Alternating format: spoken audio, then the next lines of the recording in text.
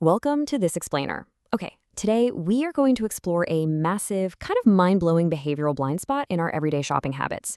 We're unpacking some truly fascinating research out of Columbia University that reveals why buying luxury might actually just be the secret key to saving the planet. Yeah, you heard that right. Luxury shopping as a tool for environmental sustainability. So let's dive right into this highly provocative thought from Francois-Henri Pinault, the CEO of the Caring Luxury Group. He says luxury and sustainability are one and the same.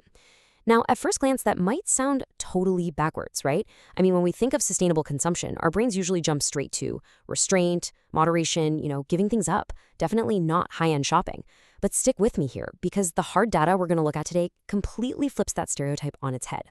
But before we get to the solution, we've got to look at the sheer scale of the fast fashion disaster we're currently in. 36%.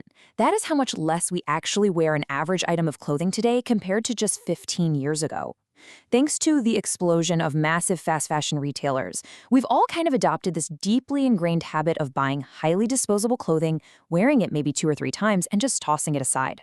Here is our roadmap for today's explainer.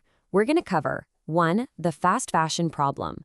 2. The sustainable luxury paradox. 3. The secondhand market proof. 4. Product durability neglect. 5. Nudging a better choice. And finally, 6. Buying less and buying better. Let's get right into it and track the hard data from 6 distinct university studies. Starting off with Section 1, the fast fashion problem. Our incredibly disposable shopping habits have literally turned fashion into an absolute monster for the earth. Just think about this. The fashion industry alone is now responsible for 10% of all global carbon emissions and a staggering 20% of global wastewater. It's just a brutal toll on the environment. Now, sure, this reality has sparked a niche, growing counter-movement of conscious consumers preaching slow fashion and the mantra of simply buying less. But as we'll see, finding a mainstream solution requires a complete, fundamental shift in how we actually value what we buy. Which brings us to Section 2, the sustainable luxury paradox. This whole concept challenges the widespread stereotype that high-end shopping is just an indulgent waste of money, and it brilliantly illustrates our core metric for sustainability today, product durability.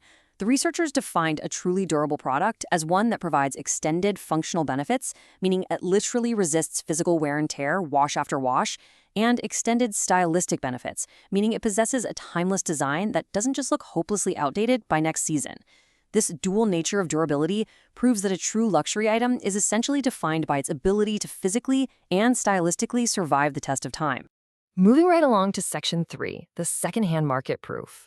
So, does this theory actually hold up outside the university lab? To prove that luxury actually lasts longer in the real world, researchers deployed automated web crawlers to scrape data from 20 top online retailers, collecting info on nearly 4,700 items. And the undeniable dominance of high-end goods in the secondhand space is wild.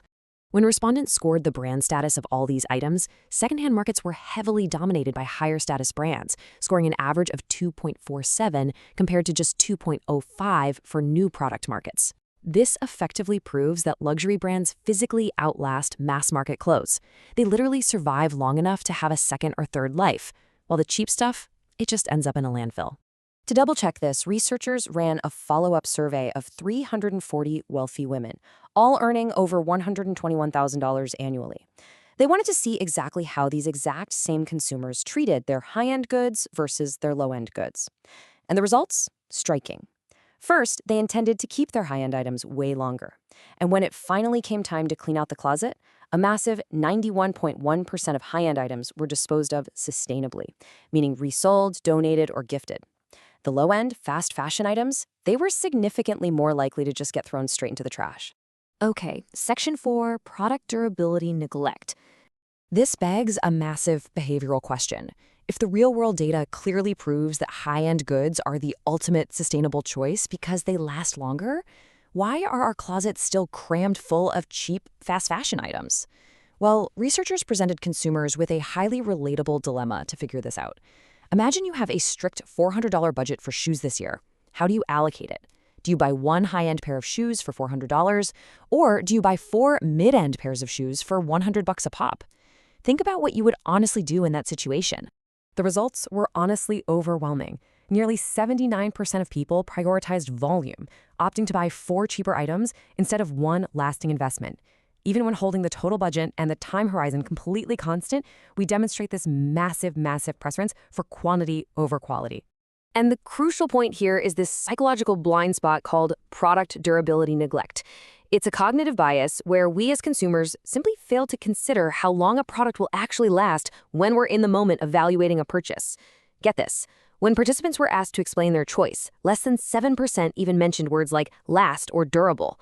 They just weren't thinking about the future at all. They were completely blinded by the immediate thrill of getting more stuff right now. Our brains naturally lock onto accessible cues like price and quantity, and we entirely forget about lifespan. So how do we fix it?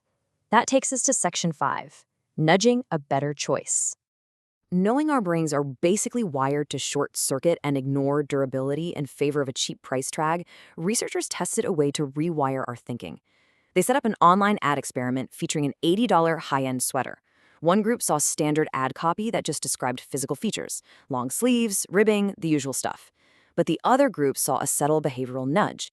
The ad explicitly called it a high-end, durable sweater and framed it as a one-time purchase that will last for many years.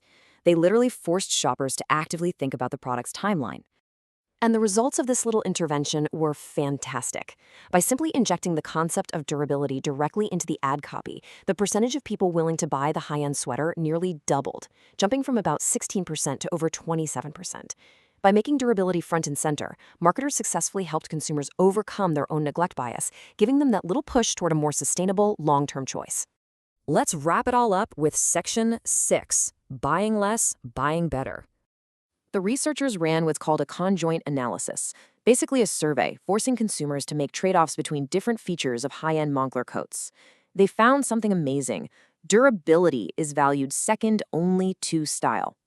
In fact, the longevity of the garment actually outweighed eco-friendly sourcing and fair labor practices in the consumer's minds. Extending a coat's concrete lifespan from 5 years to 10 years added almost $300 in perceived psychological value. This absolutely proves that consumers genuinely want sustainable longevity. They just need a little reminder at the point of purchase. So this research gives us a really clear 3-step roadmap for fixing the fashion economy. Step 1. Brands have a major responsibility to foster this mindset by educating consumers on assessing material longevity and actually making concrete lifespan claims. Step 2, we've got to expand the luxury sharing and rental economy, making high-end durability accessible to more people without overproducing. And step 3, the industry desperately needs to intentionally pump the brakes on rapid seasonal fashion cycles. Pushing out new microtrends every 2 weeks is exactly what fuels this disposable mindset. So I want to leave you with this final thought today. Take a good hard look at your own closet. Are you a victim of product durability neglect? Next time you're about to grab your wallet for another quick, cheap thrill from a fast fashion brand, ask yourself if you're letting this psychological blind spot trick you into trashing both your personal budget and the environment. Because it turns out, to save the planet, we might just need to buy less, buy better, and yeah, perhaps buy luxury. Thanks so much for joining me on this explainer, and I will catch you on the next one.